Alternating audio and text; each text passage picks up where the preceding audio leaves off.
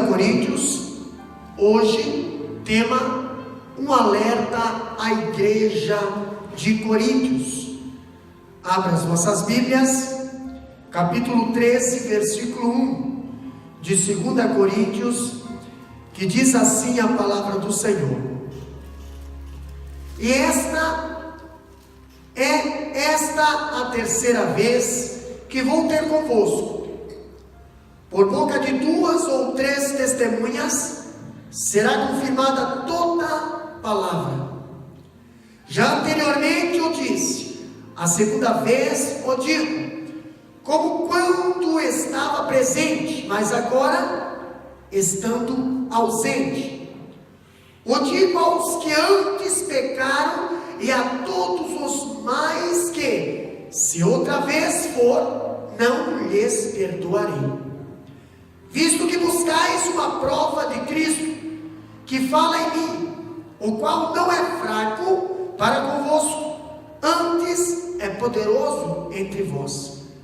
Porque ainda que tenha sido crucificado por fraqueza, vive, contudo, pelo poder de Deus, porque nós também somos fracos nele, mas viveremos com ele, pelo poder de Deus em vós.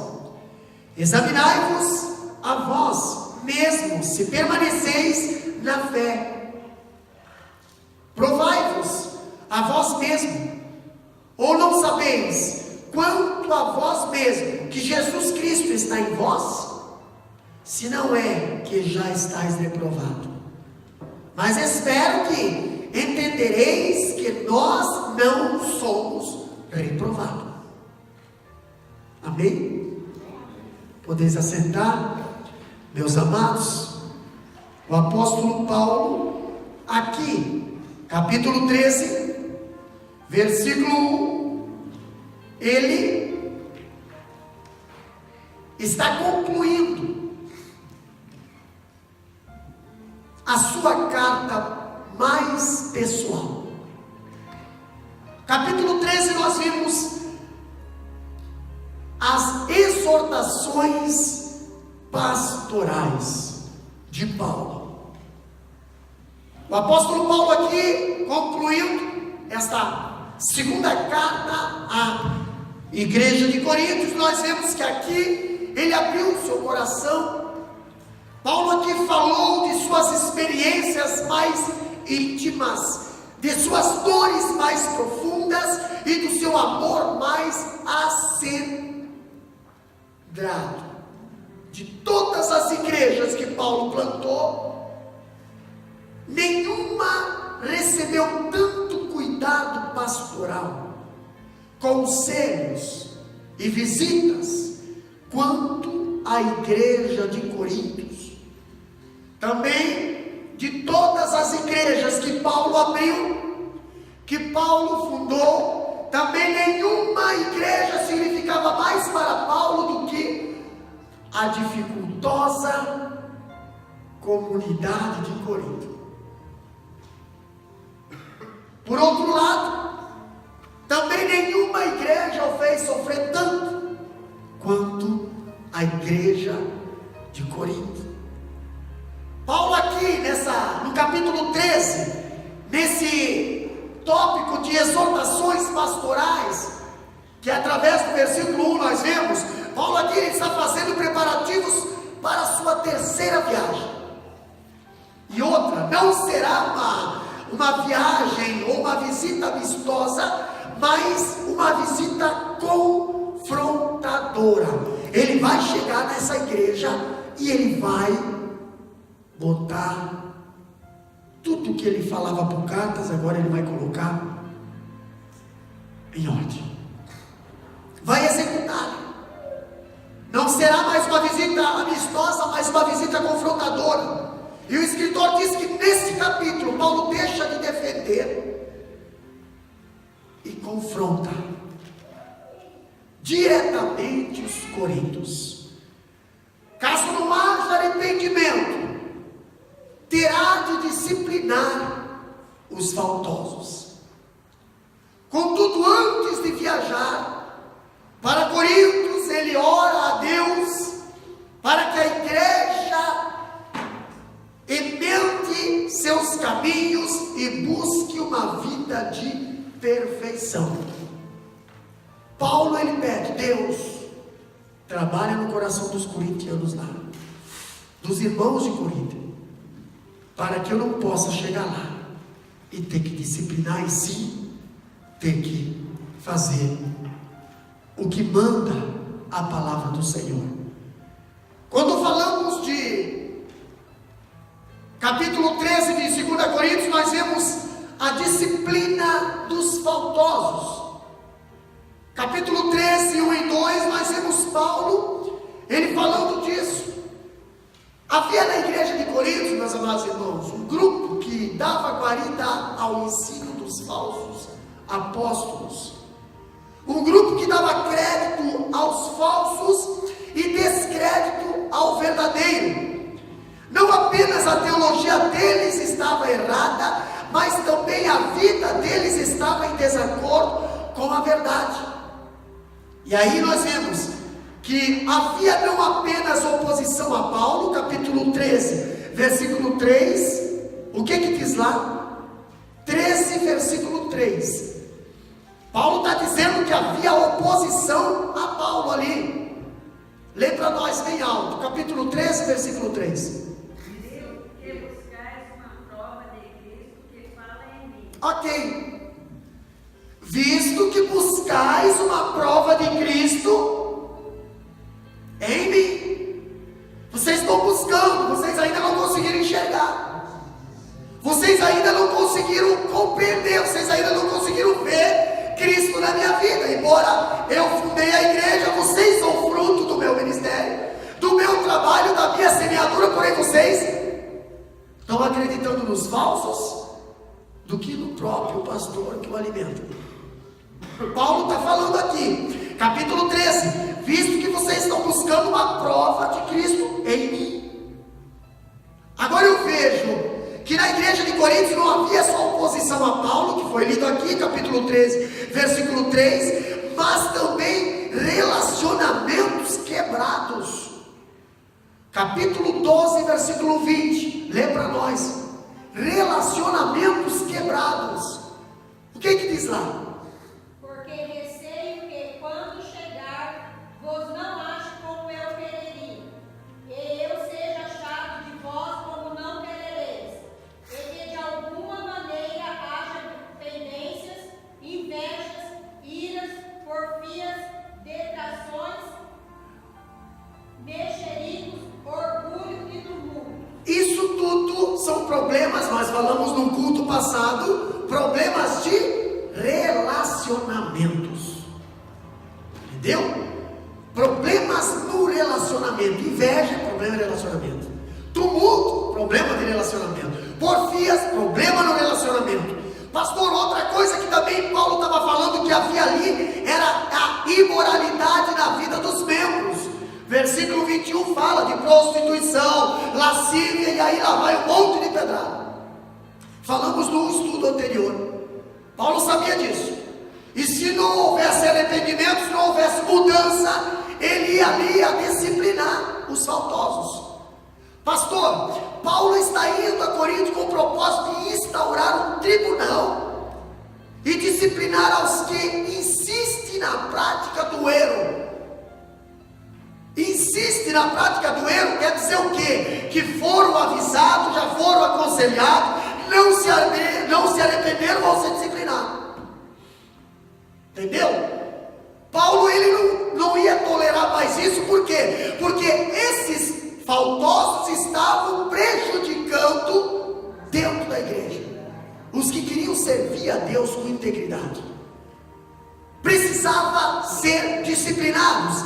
Na sua primeira visita a Corinto, Paulo plantou a igreja. Na segunda visita foi dolorosa e precisou sair da cidade sem solucionar graves problemas que o atacavam. Paulo foi expulso da cidade de Corinto na segunda viagem. Agora na terceira viagem ele não sai não.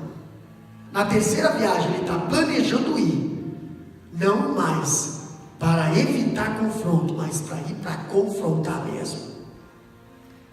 Quando eu vejo Paulo aqui, ele está pronto a ir à igreja pela terceira vez, e dessa feita não poupará aqueles que de forma costumaz permanece no erro. Uma coisa é você errar, meu amado irmão, outra coisa é você se acostumar no erro. Quando eu vejo, falando da disciplina dos faltosos, eu vejo em primeiro lugar, a acusação precisa ser fundamentada. O que diz o capítulo 13, versículo 1 de 2 Coríntios? O que fala ali?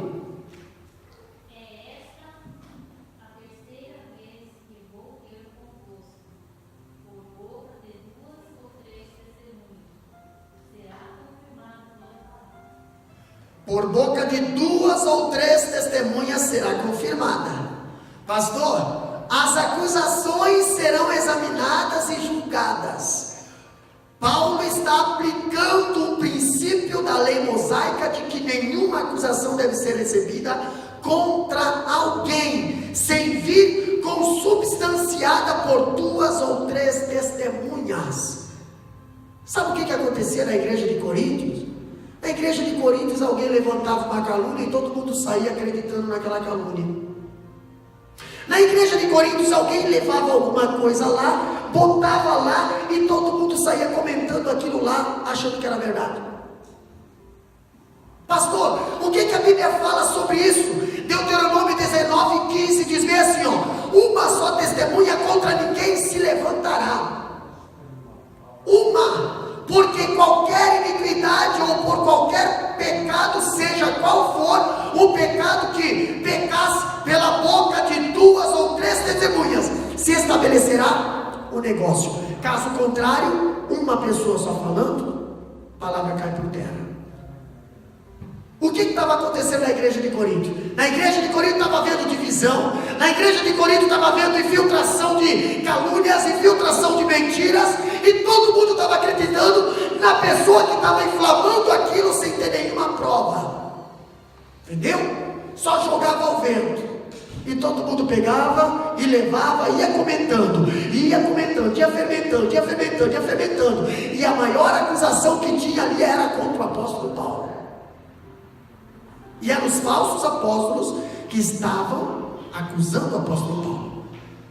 Pastor, mas uma pessoa não tem valor, tem que ter 2 pessoas, segundo a palavra do Senhor. Agora eu vejo Paulo falar, prepare-se, versículo 1 ao 4. Ao tratar o pecado da igreja local, devemos saber todos os fatos, não apenas os boatos. Quantas pessoas hoje gostam de boatos? Quantas pessoas pagam por causa de um boato? Só esperam chegar no outro dia para conhecer um boato, para ter um boato para passar para frente, para ter um boato para conversar. Não tem mais palavra de Deus, é boato. Pastor, mas é verdade, então arruma uma testemunha. Então prove que você está falando. Se você tiver 2, 3 testemunhas, a Bíblia diz que dá veracidade à palavra. Agora uma só não vale. Uma é boato. Quando a palavra de Deus nos diz aqui, Deuteronômio 19:15, e encontramos paralelo em Números 35, versículo 30, que diz bem assim, todo aquele que fizer alguma pessoa conforme o dito das testemunhas, matarão o homicida, mas uma só testemunha não testemunhará contra alguém para que morra. Uma só não, tem que ter 2 ou 3 testemunhas.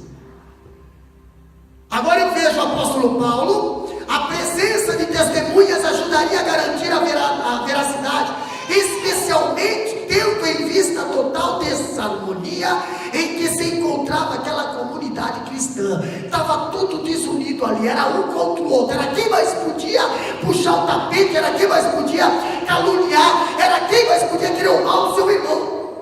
Tinha problema na igreja de Corinto de relacionamento. E quando nós temos problema de relacionamento, é quem mais pode querer inventar ou acusar ou mentir contra o próximo. E Paulo disse, eu vou acabar com isso. Se não tiver testemunha, vai ser disciplinado, é mentira. Se não tiver testemunha, é boato.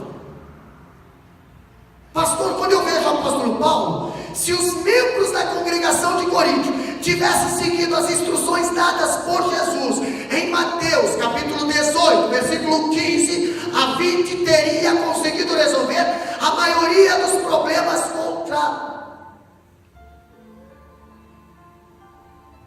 por conta própria. Mas não, eles não seguiram o exemplo de Jesus. Nós vimos que na Bíblia, quando os fariseus chegaram lá para acusar aquela mulher, Jesus, essa mulher foi apanhada em adultério. Essa mulher foi apanhada em adultério. E aí, a lei manda matar, ok. Mas cadê o homem? Cadê? Cadê o acusador? Pastor, nós vimos aqui que os discípulos não seguiram, a igreja de Corinto não seguia na risca a palavra do Senhor. E queriam resolver problemas de relacionamento, queriam julgar o homem de Deus, dizendo que ele tinha que provar alguma coisa, se tinha Cristo ou não tinha Cristo.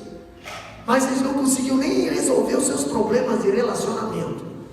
Quantas pessoas hoje, meus amados, não conseguem ter relacionamento com ninguém, mas querem julgar, e vão julgando, e dizem que são usados por Deus,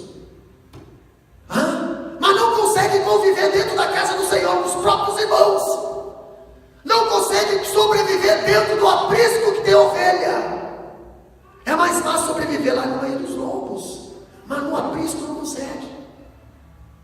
Outra coisa que nós vemos a palavra de Deus dizer aqui é que o pastor e a congregação não devem se envolver em uma questão até que o indivíduo em conflito tenha buscado sinceridade ou uma solução. Pastor, enquanto o negócio está aí no meio da fumaça, no meio da poeira, não se envolva.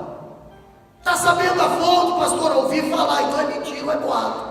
Quem foi que falou? O fulano falou para o ciclano, para o Beltrano. Irmão, nem te envolve, é fofoca. Nem te envolve que é fofoca, mas é quem te interessa. Falar da vida dos outros é quem te vai para o inferno. Não consegue resolver o problema, vai orar. Agora não fique aí, e aí, o que deu? E aí, como é que está? Como é que está a situação? E aí, tem novidade? Não, isso aí é pessoa que não consegue orar, é pessoa que não lê a Bíblia, é pessoa que não tem comunhão com Cristo, porque quem tem comunhão com Cristo não faz esse tipo de comportamento. Agora eu vejo a palavra do Senhor nos ensinando que os judaizantes na igreja haviam acusado Paulo de ser um homem fraco.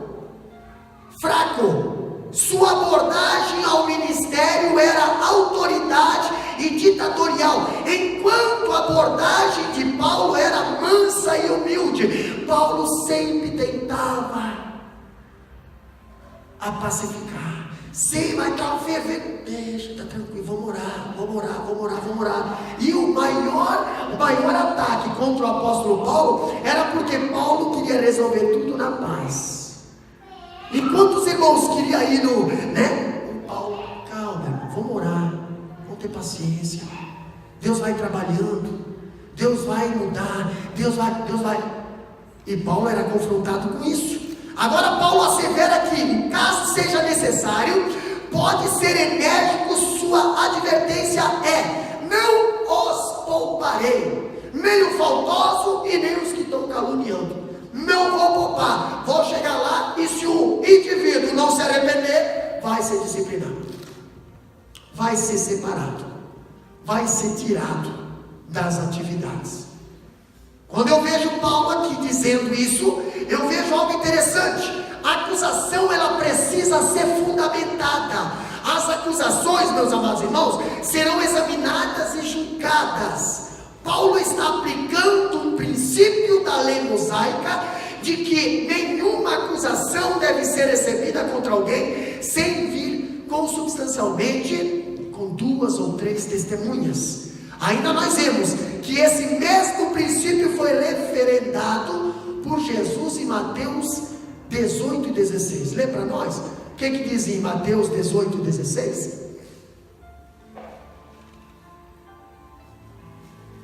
Mateus 18 e 16, quem tem a Bíblia já abra para ler. 18 e 16. Mas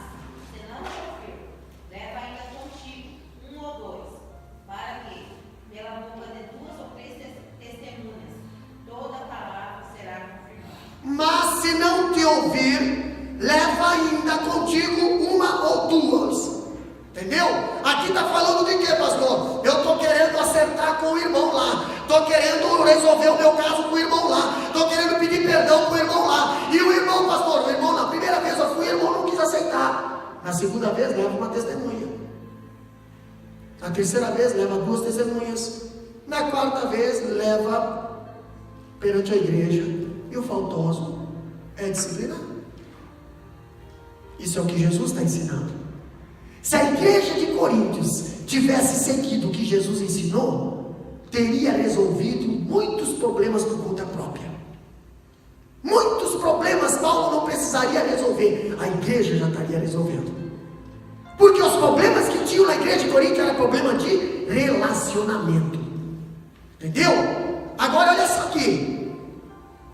João capítulo 8, versículo 17, nós vimos que: e na vossa lei está também escrito aqui: o testemunho de 2 homens é verdadeiro. Sabe por que Jesus demorou para ser julgado lá pelo Sinédrio? Porque não aparecia 2 pessoas que falavam a mesma coisa.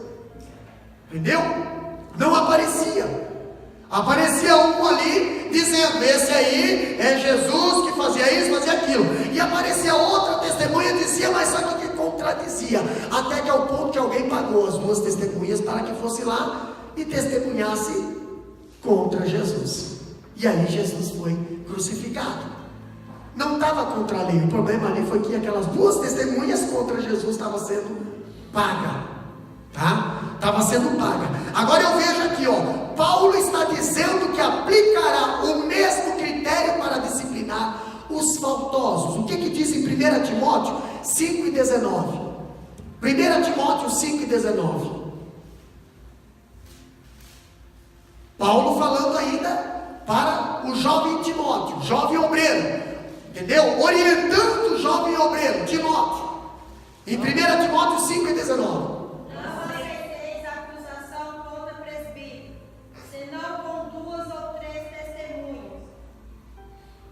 Paulo está falando para quem? Paulo está falando para o obreiro. Paulo está falando para quem? Paulo está falando para o pastor da igreja, que era Timóteo. Quem ensinou Timóteo? Foi Paulo. Quem criou Timóteo? Foi Paulo. Quem instruiu Timóteo? Foi Paulo. E Paulo está ensinando ele aqui, ó: não aceita acusação contra obreiro nenhum, se não tiver 2 ou 3 testemunhas. Entendeu? Então aí você já está sabendo, né? Se você tiver testemunha, você fale mal do teu obreiro, do teu líder, ou de quem você quiser. Se você não tiver testemunha, nem leva adiante, porque é bíblico isso. O que mais tem hoje na face da terra é pessoas, e ainda mais que fazem vídeo, fazem um monte de coisa, mas não tem prova de nada, não consegue provar nada. Entendeu? Falo, mas não prova nada. Mas quantas pessoas hoje vão atrás disso? São direcionados por isso. Quantos obreiros hoje, líderes de igreja, sofrem por causa desse tipo de comportamento? Acreditam em tudo, mas ninguém prova nada.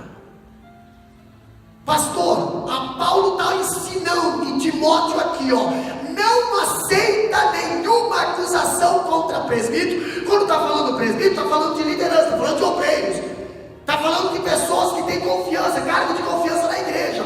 Isso vai de presbítero até o porteiro, seja lá o que Deus tem para você na igreja, para você fazer. Não aceite. Por que, pastor? Porque se não tem fundamento, é boato. Se não tem fundamento, é calúnia. Se não tem fundamento, é fofoca, é ataque, é seta. E Paulo disse: não aceita. Não aceita acusação contra presbítero, senão com 2 ou 3 testemunhas. Se tiver 2 ou 3 testemunhas, tem fundamento, tem prova. Entendeu? Agora olha só o que Paulo ainda diz: para proteger o inocente, o juiz civil ou eclesiástico exigia que mais de uma testemunha apresentasse provas indisputáveis do delito. E outras testemunhas ainda diz bem assim: ela não pode se contradizer. Entendeu? Não adianta uma testemunha vir falar uma coisa e a outra testemunha vir falar outra coisa. Não vai dar certo na cariação. As testemunhas têm que falar exato. Entendeu? Sabe como é que a gente pega uma pessoa que está mentindo? É quando ela mesma dá com a língua nos dentes. Aqui fala uma coisa e ali ela fala outra coisa. E aí a gente sabe, está mentindo. Entendeu? Está mentindo. Porque aqui falou uma coisa e ali atuou, fez outra coisa, falou outra coisa. A gente já vê. Como diz o evangelista, tem angu, tem caroço nesse angu, né? Seja verdadeiro, senão é o teu caráter que vai por terra. E hoje o que mais está acontecendo são pessoas que não conseguem manter a sua própria palavra. Então, irmão, se a tua palavra não mantém de pé, usa a palavra de Deus, que essa permanece para sempre. Para de usar a tua palavra, usa essa. Essa eu quero ver quem vai se levantar. Contra essa, meu irmão, pode se levantar, não tem problema. O próprio apóstolo Paulo se levantava contra a palavra. Um dia ele teve um encontro e ele caiu. Entendeu? Ele caiu. Agora eu vejo, olha só, outros escritores ainda dizem. Aqui nós vemos que a disciplina, tá? A disciplina precisa ser aplicada. Não só dizer, mas precisa ser aplicada. No capítulo 13 de 2 Coríntios, versículo 2, Paulo fala bem assim, ó: já o disse anteriormente e torno a dizer. Paulo está repetindo, tá? Como fiz quando estive presente pela segunda vez. Mas agora, enquanto ausente, o digo aos que outrora pecaram e a todos os mais que, se outra vez for, não os pouparei. Por quê? Porque Paulo já tinha avisado eles, Paulo já tinha orientado eles já se arrependeram, mas continuaram fazendo o mesmo erro. Paulo falou: agora, próxima vez que eu for, eu não vou poupar, eu vou disciplinar, eu vou tratar. Por que, pastor? Porque senão a igreja sofre com esse tipo de pessoa.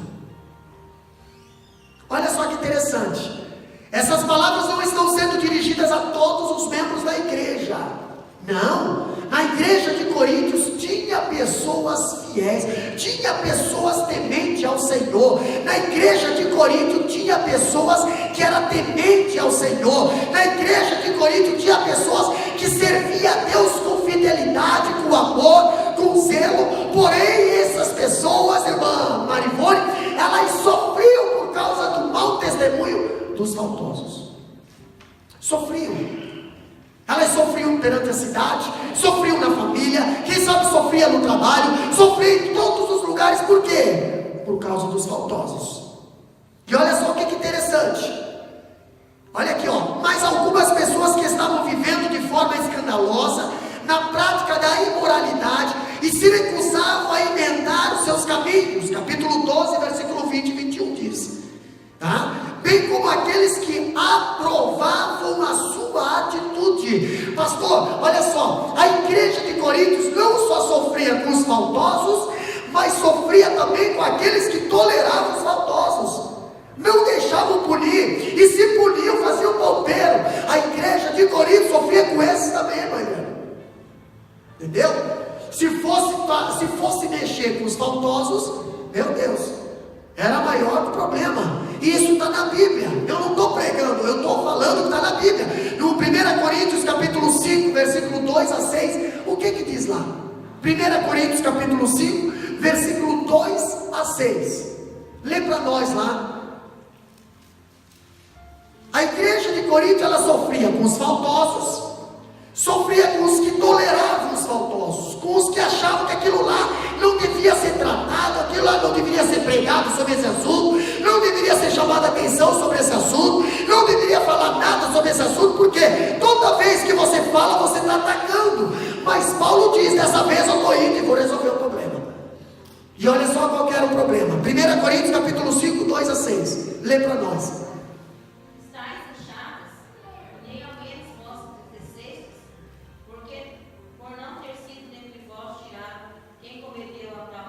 Primeiro, estáis inchado, pastor. Inchado, o que incha? Uma infecção, né? Infecção. E olha que a infecção dói. Depois que tu estoura a infecção, aí alivia a dor. Paulo está dizendo que a igreja de Corinto estava inchada. Outra coisa, e nem ao menos vós entristecesse por não ter sido dentre vós tirado quem cometeu tal ação. Paulo dizia bem assim, ó, vocês estão se achando com uma igreja cheia de tudo, porém vocês não têm sensibilidade de entristecer-se com o ato que está acontecendo dentro da igreja, vocês estão vendo com os próprios olhos e estão achando que é normal. Entendeu? Vocês não estão nem tristes por essa pessoa estar assim, dessa maneira, vocês não estão nem se constrangindo, vocês estão achando que é normal isso. E Paulo chama a atenção. Na primeira carta, Paulo já estava falando contra esse tipo de comportamento. O que mais que diz ainda? Eu, na verdade, ainda que ausente no corpo, mas presente no espírito, já determinei como se estivesse presente, que o que tal ato praticou. Em nome de nosso Senhor Jesus Cristo, juntos do meu espírito, pelo poder de nosso Senhor Jesus Cristo, seja entregue a Satanás para a destruição da carne. Seja entregue a Satanás para a destruição da carne. O que significa isso, pastor? Vamos agora amaldiçoar o povo, enfiar o povo, mandar por... Não é bem isso que é falado. Nós já estudamos aqui no 1 Coríntios. Se você se esqueceu, está lá, é só procurar o estudo que fala sobre isso aí. Nós já explicamos o que significa essa palavra, seja entregue a Satanás. Entendeu? Enquanto você está na comunhão com Deus, na comunhão com o povo de Deus, você está na proteção de Deus. Tirou fora da comunhão, você está. Entendeu? Você está fora da proteção. Então uma pessoa, para ser tirada da comunhão com Deus, ela é o quê? Ela é o quê? Ela tem que procurar a proteção de Deus. Então o mais rápido possível, voltar para a comunhão. Mas ela está disciplinada. Entendeu? É isso que significa. Pastor, o que mais que o versículo fala ainda? Para que o Espírito seja salvo no dia do Senhor Jesus. Para que o Espírito seja salvo. Então, peraí, não é isso, seja entregue para Satanás para perder a salvação. Não é isso que está querendo dizer esse versículo, tá? Seja entregue a Satanás o quê? As atitudes daquela pessoa, o comportamento daquela pessoa. Para quê, pastor? Para que a alma seja salva. Aqui ainda diz, ó, seja entregue a Satanás para a destruição da carne, tá? Para que o Espírito seja salvo no dia do Senhor. Aqui, ó, isso aqui, ó, tem que morrer. Isso aqui, ó, tem que padecer para que a alma seja salva. Sabe por que a alma não está perdendo a salvação? Porque isso aqui está tendo prioridade para nós. Nós temos que cuidar com os desejos da carne, com a prioridade da carne. Pastor, ainda diz ali, ó, não é boa a vossa jactância, não é boa a vossa fama, não sabeis que um pouco de fermento faz levedar toda a massa. Paulo está falando para quem? Paulo está falando para a igreja de Corinto, que era a igreja de Corinto estava sendo permitido um fermento, um pouco de fermento, e estava fazendo levedar toda a massa. Toda a igreja estava sendo contaminada com aquele fermento que estava inchando, o fermento do pecado. Agora eu vejo algo interessante aqui, outra vez falando da disciplina. Nós vemos o quê? A disciplina precisa ser aplicada. A disciplina é uma das marcas da igreja verdadeira. Igreja que não aplica a disciplina nas suas ovelhas, ela é uma igreja liberal, pastor. Pode vir, fica como está, ninguém vai falar do teu pecado, ninguém vai te constrangir. E outra, se alguém falar, me avisa, porque nós já vamos aí fazer uma reunião e já vamos tentar trocar o pastor. Por quê? Porque não pode. Não pode. A gente está trazendo para dentro, a gente tem que trazer para depois. Mas aqui é lugar de santificação e transformação. Se é para ficar da mesma maneira, nem precisa vir, fica lá fora. Agora, a casa do Senhor é casa de transformação, casa de renovação, casa de purificação e casa de salvação. Tá? Vinde a mim todos que estáis cansados e oprimidos, e eu vos aliviarei. Quer ser aliviado? Então é nos pés do Senhor. Caso contrário, continua com o peso, continua com o jugo. Precisa haver uma renúncia para você ter uma vitória. Caso contrário, tu não vai ter vitória. Outra coisa que nós vemos aqui é que a disciplina visa a proteção da igreja. Quando nós vemos, quando disciplina, quando vê ali a orientação, cuidado, carinho, zelo com a palavra e com as ovelhas, pastor, nós vemos que a igreja está protegida. Protegida contra os ataques, contra a mentira, contra as heresias, protegida contra tudo, pastor. Correção do faltoso. A disciplina, portanto, é um ato responsável de amor. A própria Bíblia diz que Deus corrige quem Ele ama. Deus corrige quem Ele ama, e a correção não mata, a correção dá vida, a correção livra da morte, a correção te mantém de pé, a correção te mostra o caminho, a correção. Quando eu vejo a palavra de Deus aqui, nós vemos as dúvidas dos rebeldes, versículo 3 e 4 do capítulo 13. Qual que eram as dúvidas, irmã Daniela, dos rebeldes da igreja lá do Coríntio? Não eram muitos, mas esses poucos faziam um pampeiro naquela cidade. Dava uma dor de cabeça, meu Deus do céu, dava um trabalho para o apóstolo Paulo. Olha o que vem aqui, ó. Em vez desses crentes rebeldes se arrependerem dos seus pecados, eles procuravam provas para desqualificar Paulo. Entendeu? Como apóstolo, dois fatos devem ser aqui destacados. E o primeiro fato é o quê? A busca de prova. O que diz lá no versículo 3? Lê para nós o versículo 3. A busca de provas dos rebeldes. Visto que buscais uma prova de Cristo, que fala em mim, o qual não é fraco para convosco, antes é poderoso entre vós. Olha só, posto que buscais prova de que em mim Cristo fala. Pastor, irmão, quem não está com Cristo não consegue enxergar Cristo. Não consegue enxergar Cristo. Você sabia que você só consegue enxergar Cristo se você crê em Cristo? Caso contrário, não consegue enxergar. Tu vê Deus usando a pessoa e você vê assim, ó, não acredito nisso. Você vê Deus falando através da pessoa e você diz, ó, não acredito.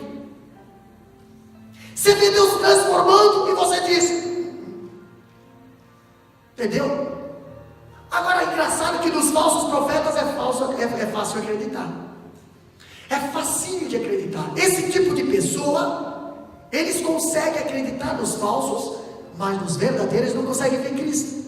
E Paulo está nos ensinando aqui, posto que buscais prova de que em mim Cristo fala. Vocês estão buscando prova, o qual não é fraco para convosco, antes é poderoso em vós. Vocês me têm como fraco, mas quem me usa é forte. Vocês me têm como um louco, mas quem me usa é sábio. E Paulo estava falando isso. Vocês querem prova? Vamos lá. Influenciados pelos falsos apóstolos, alguns crentes e coríntios que teimavam em viver na prática do pecado, buscavam provas contra Paulo, argumentando que Cristo não falava por intermédio deles. Olha só que interessante. Olha o que a Bíblia nos ensina aqui, ó. Na verdade, meus amados, esses crentes queriam amordaçar a voz da consciência, tá? Amordaçar a voz da consciência para viver desbragadamente na imoralidade. O que esses rebeldes, o que esses camaradas acusadores queriam? Eles queriam amordaçar Paulo, para que Paulo fosse descredibilizado pela igreja, porque aí Paulo sendo descredibilizado por esses falsos, o povo não ia mais dar crédito para que Paulo pregava. Entendeu? Olha aqui, ó. Eles não queriam ser confrontados no seu estilo de vida. Tem gente que não quer ser confrontado no seu estilo de vida.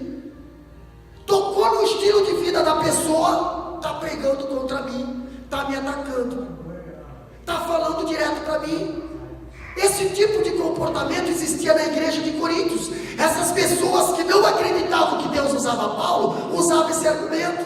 Olha só, está falando direto para mim, está usando, falou prostituição, está me atacando, falou disso, está me atacando, falou disso, está me atacando. Estava acontecendo isso. E olha só o que acontecia. Em vez de corrigir sua conduta errada, procuravam desqualificar aquele que os exortava. E Paulo falava: muda o teu estilo de vida, muda. Outra coisa que Paulo dizia assim, Paulo argumentava que o Cristo que ele anunciou à igreja não era fraco. Paulo argumentava que o Cristo que usava ele era um Cristo que se fez de fraco, mas ele era forte. Mataram ele, mas ele ressuscitou. Foi machucado, mas ele ressuscitou num corpo glorificado. Pastor Paulo estava falando: eu falo como se fosse um fraco, mas a palavra é de quem é forte. Eu ando como se fosse um fraco, mas quem está comigo é forte. Paulo dizia isso para eles. E vocês procuram Cristo na minha vida, não conseguem enxergar isso? Olha só que interessante. Portanto, que rejeitaram a Paulo, na verdade não estavam rejeitando Paulo, estavam rejeitando o próprio Cristo, porque quem usava Cristo era Paulo. Não, quem usava Paulo era Cristo. Entendeu? Quem usava Paulo era Cristo. Outra coisa que nós vemos aqui, na palavra do Senhor, olha só, as evidências do fato. Primeiro, 13 e versículo 4 diz bem assim, pelo fato de foi crucificado em fraqueza, contudo vive pelo poder de Deus, porque nós também somos fracos nele, mas viveremos com ele para vós outros pelo poder de Deus. Paulo falou, o próprio Cristo se fez fraco, o próprio Cristo deixou a sua glória e veio, nasceu num corpo de homem, num corpo para pecar, mas Cristo não pecou, mas o corpo dele era alvo do pecado, sofreu os ataques do pecado, entendeu? Agora nós vemos algo interessante. Esse texto revela o dialética da fé cristã. Outra coisa que nós vemos aqui: Cristo foi crucificado em fraqueza, ele desceu da sua glória, esvaziou-se e fez-se carne. Esvaziou-se e fez-se carne. Cristo desceu da sua glória, ele era glorificado, ele deixou toda a glória, esvaziou-se e fez-se carne, desceu aqui na terra. Para quê, pastor? Para viver como nós, para ser tentado como nós.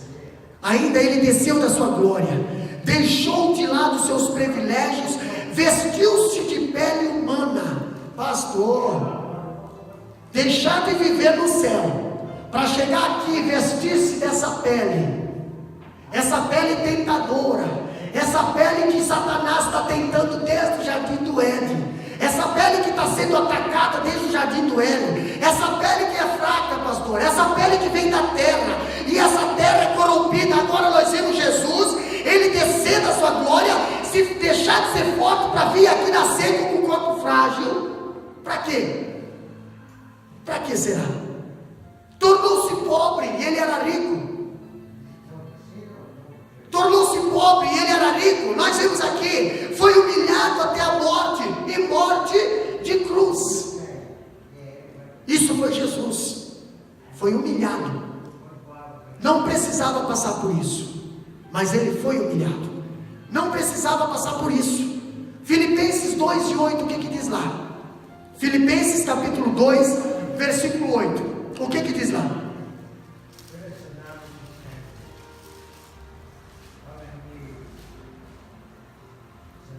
E, achado na forma de homem, humilhou-se a si mesmo, sendo obediente até a morte e a morte de cruz.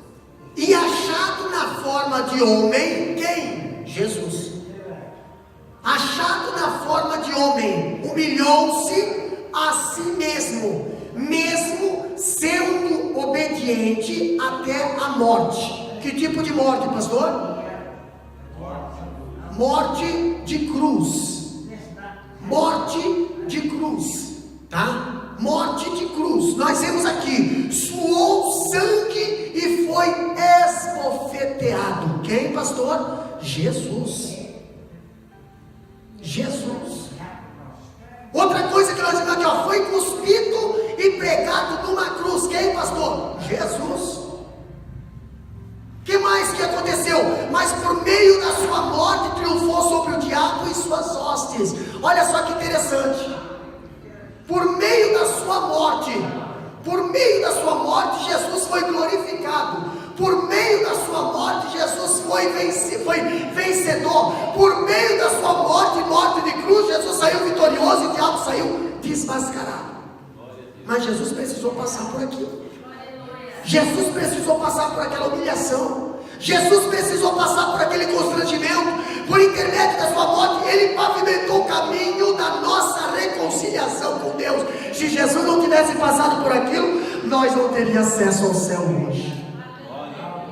Se Jesus não tivesse carregado a sua cruz até o Gólgota, Ele não poderia dizer assim, ó, faz porque eu consegui, vocês vão conseguir também. Ser fiel até a morte. Pastor, quando eu vejo aqui Paulo falando que por meio da sua morte Ele remiu-nos do pecado e pelo poder de Deus ressuscitou dentre os mortos e está vivo pelos séculos dos séculos. Amém.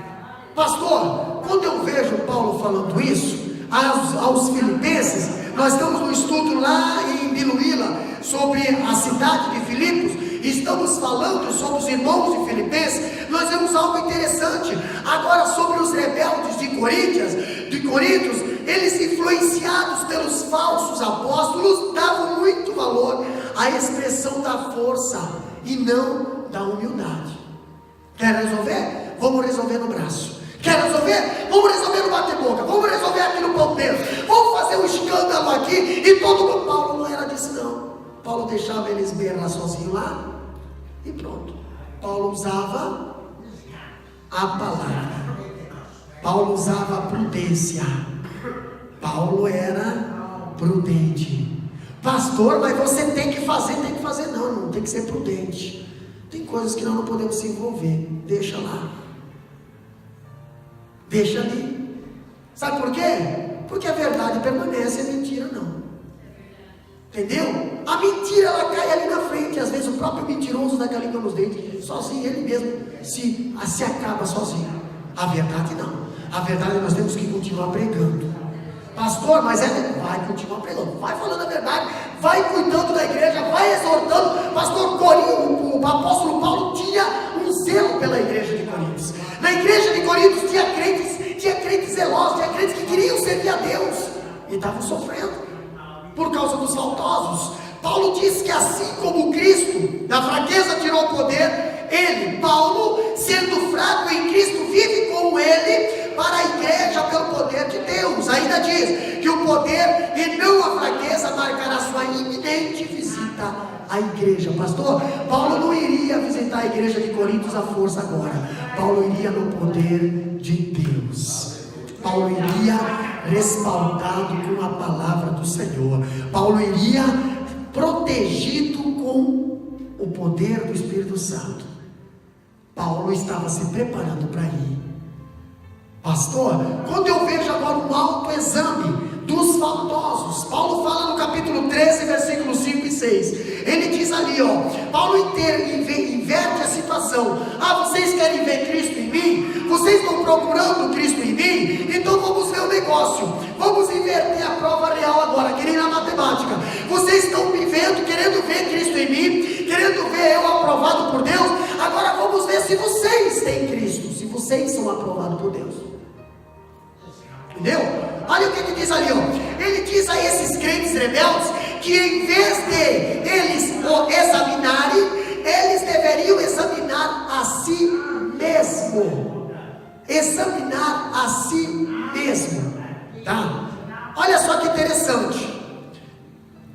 Em vez de buscarem provas contra ele, deveriam investigar a si mesmo. Pastor, estão aí pesquisando, estão aí fuçando, estão aí tentando ver, estão aí querendo difamar Paulo, estão aí querendo falar, irmão, estão querendo buscar o quê? Não acham, porque não enxergam, mas pede para eles examinar a vida deles mesmo primeiro. Entendeu? Pede para eles examinar a vida deles. O que diz aqui, Em vez de buscarem provas contra ele, deveriam investigar a si mesmo. Em vez de olharem para fora, deveriam olhar para dentro de si. Sabe que as pessoas que muito murmuram, muito falam dos outros, são pessoas que estão pior que a situação de quem estão falando. Só que não consegue olhar para si mesmo, não consegue se olhar para dentro. E Paulo fala lá em 1 Coríntios: examina-se o homem a si mesmo. Não, o homem não consegue fazer isso. Mas a vida dos outros, meu Deus, falta tempo para examinar. E Paulo está chamando a atenção desse tipo de comportamento na igreja de Coríntios. Esse tipo de comportamento, Paulo confronta-os dizendo que em vez de eles o desqualificarem, deveriam observar se eles mesmos não estavam desqualificados perante Cristo. Paulo está chamando essa atenção. Quer ver? Lê capítulo 13, 5 e 6, e nós já vamos ver a prova pela Bíblia que Paulo estava falando isso. Capítulo 13, versículo 5 e 6, bem alto.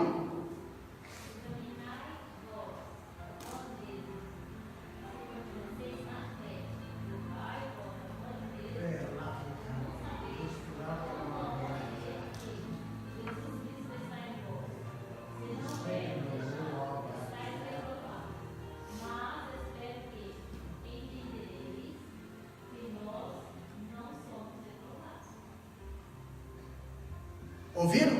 Alguém pode ler aqui, bem alto, aqui na frente também? Para que nós possamos. O que é que diz ali? 13, 5 e 6. Examinai-vos a vós mesmos. Olha aqui, Paulo está falando: examinai-vos a vós mesmos. Se permaneceis na fé. Se permaneceis na fé. Porque vocês querem ter, examinar eu. Entendeu? Vocês não estão vendo fruto aí, a igreja aberta, vocês não estão vendo aí a igreja, não estão vendo, né? Então examina vocês mesmos, porque às vezes o problema está na visão de vocês. O que mais ainda que diz? Provai-vos a vós mesmos, ou não sabeis, quanto a vós mesmos, que Jesus Cristo está em vós, senão é que já estáis reprovados. Mas espero que entendereis que nós não somos reprovados. Provai-vos a vós mesmo, pastor. Sabe o que Paulo está querendo dizer ali, irmã Marivone? Faz um teste para ver se Deus não usa vocês. Que é muito fácil falar de quem Deus usa, né? É fácil falar de quem Deus está usando. É fácil falar de quem está pregando. É fácil falar de quem está cantando. É fácil falar de quem está fazendo missão. É fácil falar: ei, faça uma prova para ver se vocês não estão sendo usados por Deus. Por que vocês não conseguem ser usados por Deus? Porque Deus não consegue usar vocês? Ou porque vocês não conseguem enxergar quem está sendo usado por Deus? Examine, faça uma prova. Olha o que Paulo está falando aqui, ó. Examinai a vós mesmo. Paulo inverte a situação. Paulo faz um autoexame para eles, entendeu? Paulo confronta-os dizendo que em vez de eles desqualificarem, eles deveriam prestar atenção, porque talvez eles já estavam desqualificados, se achando qualificados. Ainda Paulo nos ensina que o escritor diz que é da opinião que os coríntios estavam confiando demais de que eles eram a habitação de Cristo. Irmão, sabe o que é ser habitação de Cristo? É só Cristo estar morando aí dentro.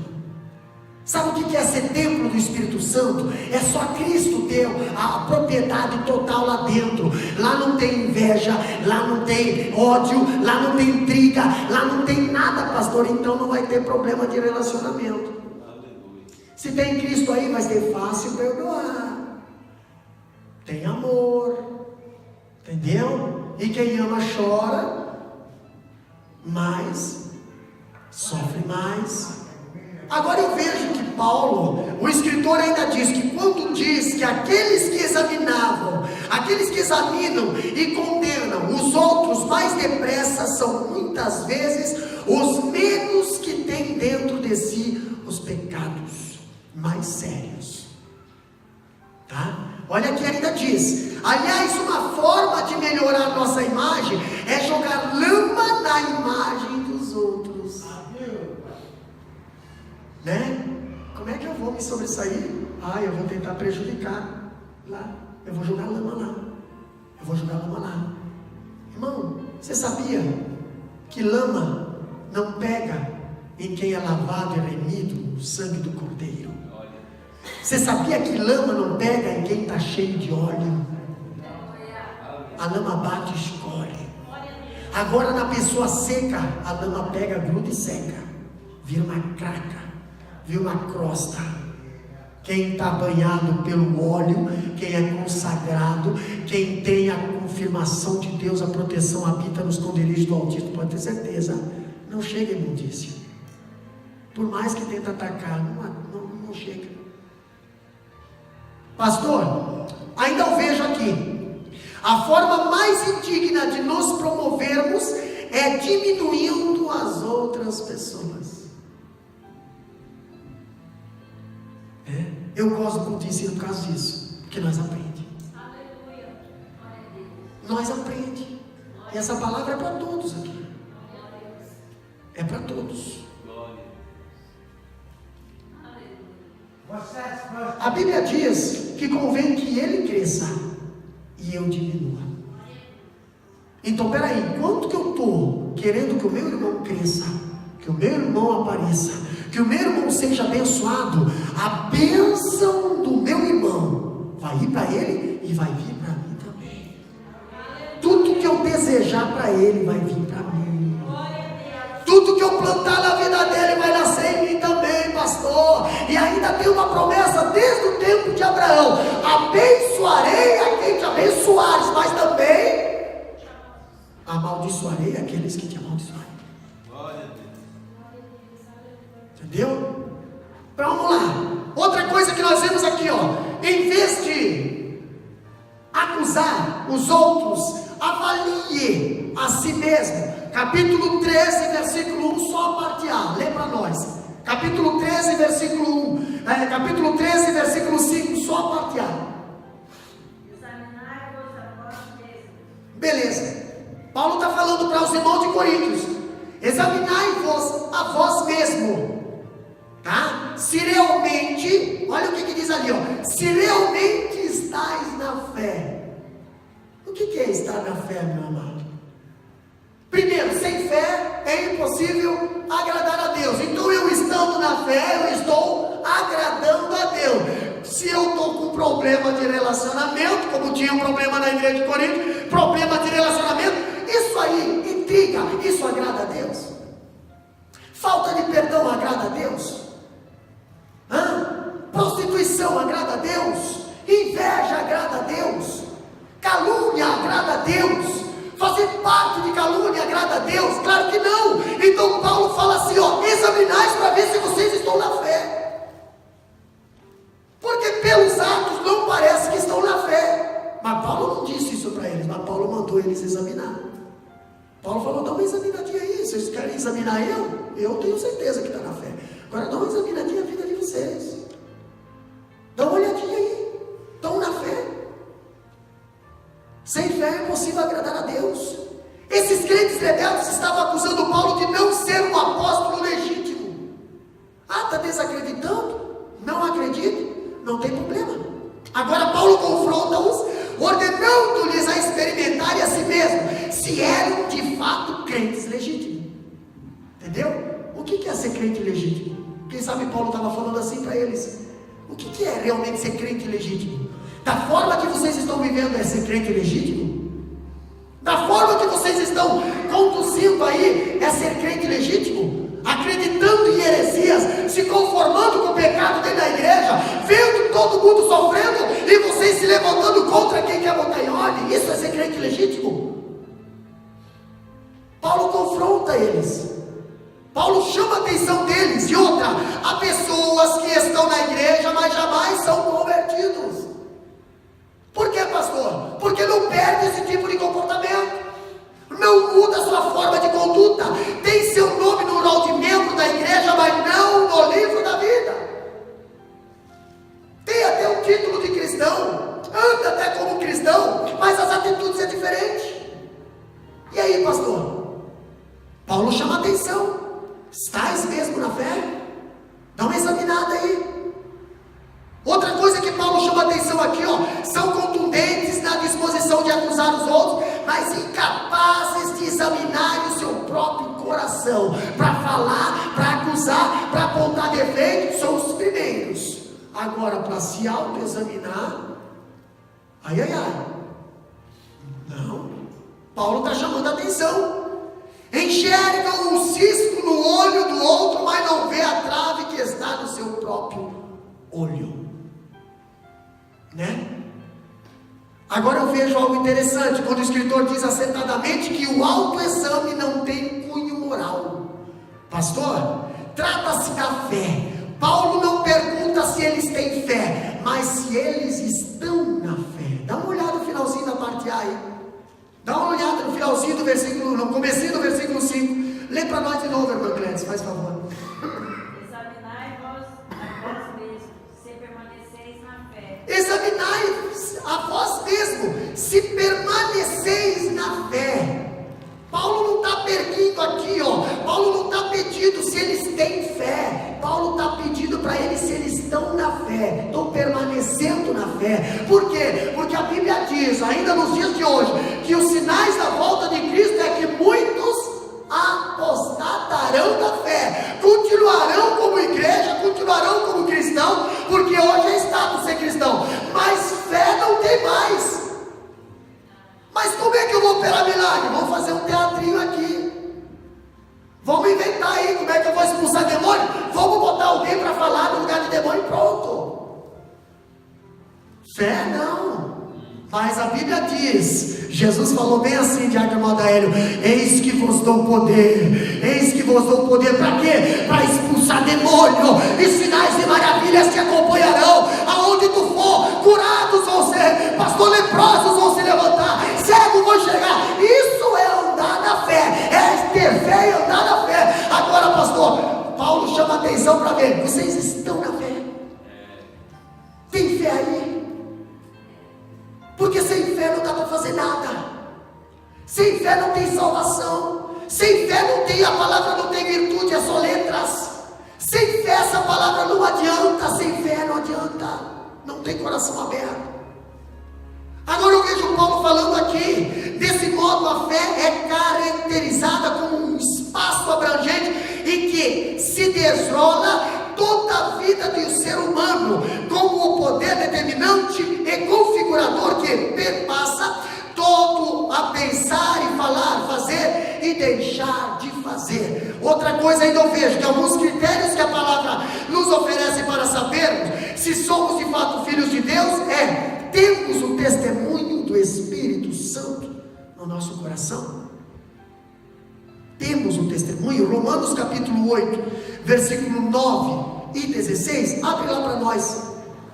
Porque se você tem fé, permanece na fé, você tem uma vida de testemunho.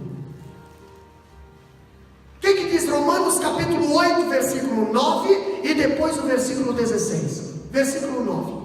Vós, porém, não estáis na carne, mas no Espírito, se é que o Espírito de Deus habita em vós. Não estáis na carne, mas está no Espírito. Se é que o Espírito de Deus habita em vós. Por quê? Porque existem dois tipos de Espírito. Entendeu? Existe o Espírito maligno e o Espírito de Deus. Versículo 16.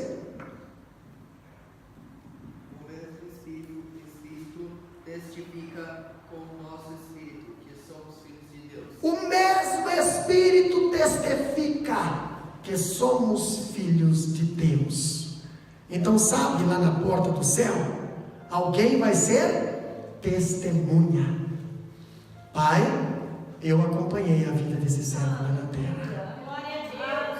Pai, eu andei com ele lá na terra. Pai, ele estava lá diuturnamente, uma vida.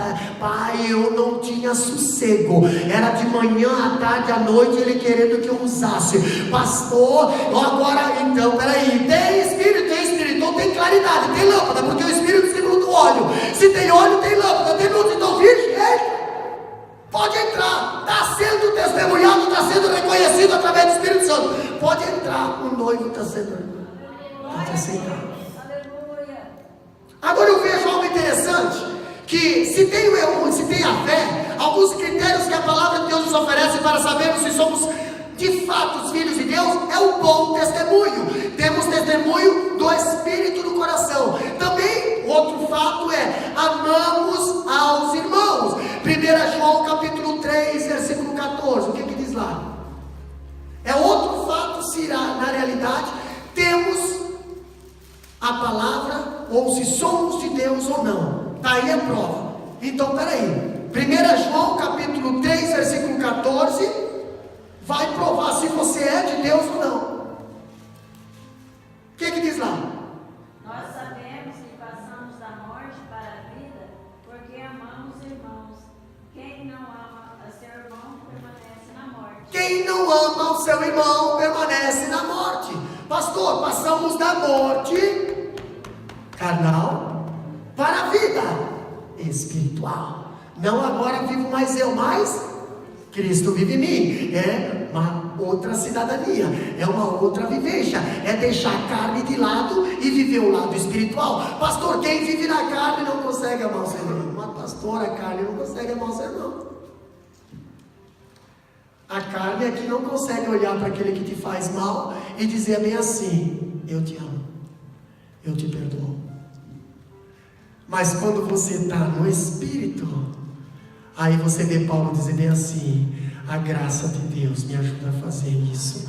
A graça de Deus me vê, manda eu ver, faz eu olhar para o meu inimigo com o olhar de Deus, faz eu amar ele com o amor de Deus. Então aí você vê se você tem Deus ou não. Porque quem tem Deus consegue fazer isso, irmã Zélia. Mesmo o mundo não entendendo. Por quê? Quem não tem Deus não consegue entender as coisas de Deus. Mas quem tem Deus, é fácil de entender as coisas de Deus. Outro fato também para nós entendermos se somos filhos de Deus, ainda diz aqui, é se praticamos a justiça. Agora 1 João capítulo 2, versículo 29. Logo ali no mesmo livro, o que diz? Capítulo 2, versículo 29. Se sabeis que ele é justo, sabeis que todo aquele que pratica a justiça é nascido dele. Olha só, pastor, é difícil ser justo aqui na terra. Pois é, mas você sabe que quem pratica a justiça é filho de Deus. Pesado, né? Mas ainda bem que a palavra de Deus nos alcança. Ainda bem que nós podemos reconhecer: Deus, eu quero praticar justiça. Deus, o que for, pastor, mas é difícil, mas eu quero. Deus, me constrange quando eu estiver sendo injusto, me constrange quando eu não estiver sendo certo. Deus, que a tua palavra possa ser sensível na minha consciência e que eu possa praticar justiça para ser aceito como filho de Deus. É isso. Capítulo 3, versículo 9, ainda de 1 João, o que diz lá? Qualquer que é nascido de Deus não vive na prática do pecado, porque a sua semente permanece nele e não pode viver pecando porque é nascido de Deus.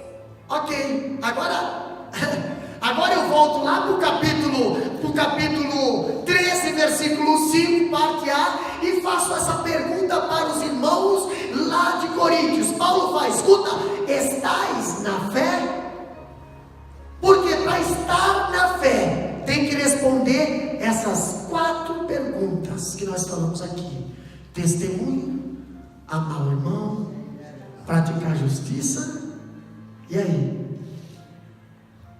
E ainda vocês querem questionar, não conseguem enxergar Cristo aqui. O problema está lá, e vocês querem arrumar um problema aqui. Quem está com problema de relacionamento são vocês. Paulo, quem sabe, estava falando isso. Quem está com a igreja dividida é vocês. Quem está tolerando o pecado aí na igreja é vocês. E vocês querem questionar Cristo na minha vida.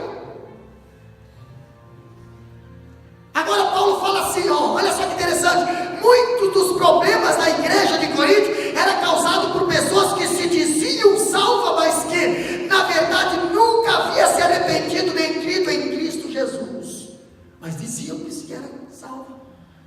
Nós temos que cuidar desse tipo de pessoa, porque eles se filtram, e muitas das vezes a gente acaba dando crédito, mas não tendo discernimento. Peraí, os atos não condizem com os fatos. Foi pregado domingo retrasado lá em Milho, não sei mais quem foi o pregador que pregou lá, mas pregou. Foi no Johnny, Diácono Johnny, pregou lá que da mesma fonte, da mesma água saem os 2 tipos de água. E aí, pastor? Os atos não condizem com os fatos. Pastor, aqui aqui profetiza, aqui prega, aqui canta, aqui faz um monte. E pastor, e lá? E lá? Estais na fé? É justo. Porque se for realmente cristão, filho de Deus, vai ser cristão e filho de Deus aonde estiver. Vai ser José na casa de Potifar. Vai ser Daniel lá na Babilônia, não tem problema. Vai ser lá no meio onde todo mundo está se dobrando, você está de pé. Eu não me dobro para o pecado. Não me dobro. Mas é difícil, você vai sofrer. Você vai passar por constrangimento. Vão procurar te denunciar, vão procurar. Mas quem está com Deus nunca é envergonhado. A palavra de Deus diz que os meus não serão envergonhados. E aí Paulo pergunta: estais na fé? Dá para ver Cristo na tua vida? Olha só que interessante, irmã Zélia, ainda diz aí, não, ainda hoje há um batalhão de pessoas não convertidas nas igrejas, e são essas que dão mais trabalho. São aqueles que não aceitam a palavra da verdade. Para nós será, em vez de provar os outros, prove a si mesmo. Faz um exame na tua vida. Olha aqui o que a Bíblia diz, capítulo 13, versículo 5, parte B: provai-vos a vós mesmo, não se engane. Entendeu? Se olha no espelho e dá uma olhada, vê, esse sou eu, prazer, Davi sou eu. E aí, quais são as minhas fraquezas? O que eu tenho medo de revelar para os outros? O que eu vejo na vida dos outros que na minha vida talvez esteja pior? Pastor, quando eu vejo aqui, os coríntios buscavam prova contra Paulo, está lá no capítulo 13, versículo 3. Eles vasculhavam sua vida para desqualificar como apóstolo de Cristo, mas Paulo tinha certeza que ele era apóstolo de Cristo. Paulo viu o próprio Cristo, Paulo ouviu a voz de Cristo, Paulo estava fazendo o chamado de Cristo, ele estava em Corinto porque Cristo mandou. Entendeu? Se lembra agora no último estudo em Biluíla, nós tivemos que Paulo teve uma visão e apareceu um ser dizendo assim: passa a Macedônia, ajuda-nos. Pastor, mas será que não foi o espírito lá? Pois é, imagina. Então imagina, vamos fazer um entre parênteses. Ele não deveria fazer isso, mas vamos fazer um entre parênteses. Se não fosse o Espírito de Deus, por algum acaso, Paulo chegaria em Filipe, a mulher ia ser liberta. Paulo chegaria em Filipe, o carcereiro ia ser livre da morte. Paulo chegaria em Filipe, a Lídia ia ser liberta. Claro que não, porque os atos de Satanás é roubar, matar e destruir. Então quem enviou Paulo foi Deus. Quem estava usando Paulo era Deus. As obras e os fatos e os milagres era coisa de Deus. A Lídia foi liberta, o carcereiro foi salvo da morte, toda a sua família, e aquela jovem foi liberta da possessão. Isso Satanás não consegue fazer. Agora eu vejo algo interessante, que Paulo diz que eles deveriam provar a si mesmo, deveriam voltar suas baterias para si mesmo e verificar se de fato pertenciam a Cristo ou à igreja de Cristo. Não gaste bateria na vida dos outros, não. Gaste bateria na tua vida. Aqui, sabe o que você faz com os outros? Interceda. Sabe o que você faz com os outros? Ore por eles. Pastor, mas ore. Coloca na oração. Deixa Deus trabalhar. Deixa Deus fazer. Pastor, mas eu não... Ore. Ame. E vigie. A igreja de Corinto sofria bastante com pessoas que diziam que oravam, mas não oravam. Pessoas que diziam que eram crentes, mas não eram. E era fácil do Paulo dizer que não era. Por quê? Por causa dos fatos, dos acontecimentos. Graças a Deus que nós vivemos sofrido, mas vivemos. Temos uma família unida aqui, uma família sensível, uma família que ama, uma família com problemas. Sim, todos eles têm seus problemas, mas somos rápidos em reconhecer nossas fraquezas. Não somos perfeitos. O nosso maior tesouro é Deus, e o que passar disso não vale nada. É só Deus. Deus na minha vida, como a irmã Marivone falou aqui, pastor, o escritor está correto aqui, quando diz: em vez de reprovar os os outros, aprove-se a si mesmo. Capítulo 13, versículo 5, a parte C, até o versículo 6, diz assim, ó: ou não reconheceis que Cristo, não reconheceis que Jesus Cristo está em vós? Escuta, vocês não conseguem reconhecer que Jesus Cristo está na vida de vocês? Se não é que já estáis reprovado. Paulo está falando, olha só, dá uma olhada aí, porque eu não posso. Paulo está dizendo que ele não pode ir lá examinar a vida deles, mas vocês podem examinar cada uma sua. O pastor não pode examinar a vida de vocês, é vocês e Deus. Mas o pastor pode orientar vocês a dizer assim: examina, dá uma olhada aí, examina o homem a si mesmo. No culto de ceia nós sempre falando, dá uma examinada, para ver se tiver alguma coisa, se tiver alguma coisa, a palavra está dizendo isso aqui não agrada a Deus, então por favor pede para Deus graça para tirar. Não consegue tirar você, pede para Deus tirar. Deus tira essa atitude, tira esse comportamento, tira essa ira, tira essa mágoa, tira esse vício, tira Deus, e Deus vai tirar, porque Ele é Deus, Ele vela pela palavra dEle. Pastor ainda diz aqui, ó: se Jesus Cristo estava nos coríntios, isso era uma prova de que Cristo falava por intermédio de Paulo, tá? Ainda diz: se portanto eles poderiam convencer a si mesmos de que estavam aprovados, então Paulo confiava que eles poderiam saber que ele não estava reprovado. Se os irmãos se examinassem, Paulo sabia que Deus estava usando ele. Se os irmãos não se examinassem, Paulo também ia saber que Deus estava usando ele também. Porque a palavra, ela tanto traz vida, quanto ela traz maldição. Para o rebelde, só vai trazer consequência. Mas para o arrependido, vai trazer bênção. Uma vez que só há um Cristo e um só Evangelho, o Cristo pregado por Paulo, o Evangelho anunciado por ele aos coríntios, ao desprezarem essa mensagem, estavam dando a si mesmo uma nota de reprovação. Se você desprezar a mensagem de Deus, você mesmo está se reprovando, tá? Por outro lado, ao aprovarem a palavra de Paulo, que era a palavra de Deus, como apóstolo, aquele por intermédio de Cristo, que Cristo fala, estavam aprovando-se a si mesmo. Não rejeite a palavra de Deus.